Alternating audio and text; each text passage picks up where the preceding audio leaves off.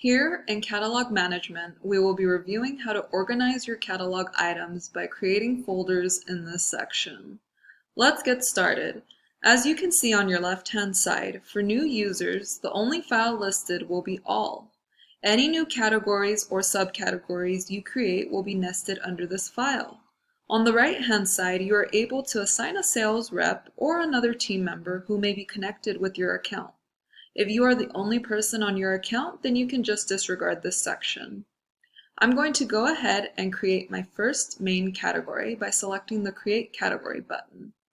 A pop-up window will appear with two required fields to fill out, which are Name and Create Under. Type the name of the category, and once you are done, create it under the All file. Any main categories will need to be nested under All to show as a main category.